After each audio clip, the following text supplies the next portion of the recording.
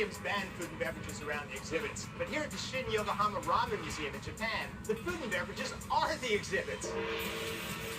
Shin-Yokohama Ramen Museum celebrates Japan's love affair with noodle soup and offers up regional recipes to the delight of ramen fanatics. It feels like I've just stepped out of a time machine. Inside, a 1950s Japanese village takes you back to the era of instant noodles, when the ramen craze spread across Japan. You can enjoy ramen noodles from all over Japan, play old-fashioned games, and really feel what it was like in the 1950s. It will warm your heart and stomach.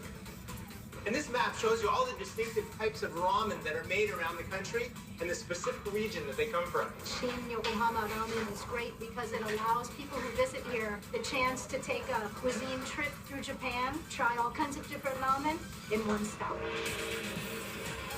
Most ramen restaurants specialize in one particular style of ramen, so it's a really rare opportunity to be able to taste all four styles under one roof. Each one of these soups has a completely different stock, style of noodles, and set of ingredients. So it's going to be really interesting to taste them side by side. Ramen museum is so weird because outside is inside. And this place is very kinetic as well. I mean, you've got your barbershop pool here, your actual door to the barbershop, which, if you want to peek into it, is actually the kitchen of the ramen place. And if you look closely, you see that they're not only bones, but skulls. They're using every single little bit of the animal.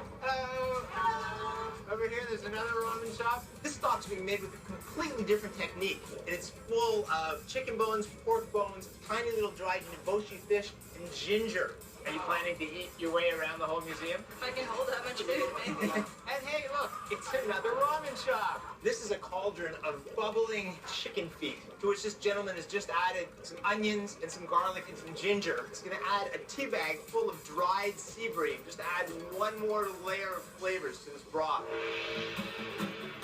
So check out this decor. It just throws you back to the 50s. You've got the old movie posters, the signage, the ramen shops down here, little apartments above.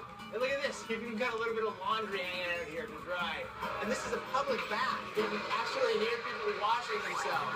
I was expecting a normal museum. It's more like an attraction or a theme park. Mushi Mushi, operator, can you connect me to the future, please? So let's go to the fortune teller. That's the destiny line. So what did he say? He predicted you will eat very well today. This is fantastic. I am such a ramen fanatic. I can't wait to dive into these bowls. This first bowl of ramen is from a place up the coast called Kasanuma. It's so interesting. Nice thin little egg noodles here.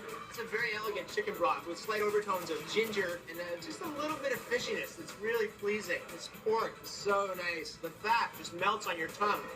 My mommy said to me, it's not good to slurping the noodle. It is noisy.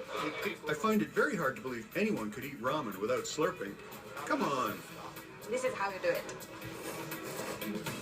Wow. That was impressive. Continuing my ramen journey, the second bowl is a local recipe from right here in Yokohama. The stock has a rich soy flavor, but you can see from all these little beads on top that there's a lot of fat in it, which makes it incredibly rich. They also have very generous pieces of bamboo here. The basis of this dish is really soy sauce and leftover pork bones, but they come together in a way that creates just a perfect harmony. That's the art of ramen.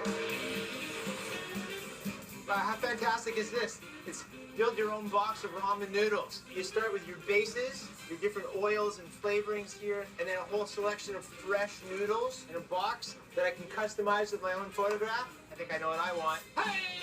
Hey! My third bowl is a southern favorite from way down in Fukuoka. Before I even have a taste of this, there are two very distinctive features to it. One is the milkiness of the broth. You don't see that in any other ramen. And the second is that intense aroma that's unmistakably pork. The richness, the intensity of that pork flavor is what this bowl of ramen is all about. And this last one is from the northern province of Hokkaido.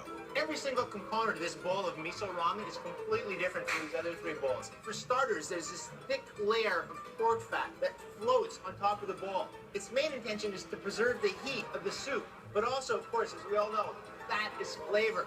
So as you drag these noodles through the liquid, the fat just clings to each and every one of them. So that every mouthful is a mouthful of love. Sure, you can get ramen on pretty well any street in Tokyo, but there's nowhere else other than the Shin-Yokohama Ramen Museum where you can experience it like it was 50 years ago. Hey! Next up, We land in Germany to eat Mongolian stir-fry in the world's biggest biosphere. It's great.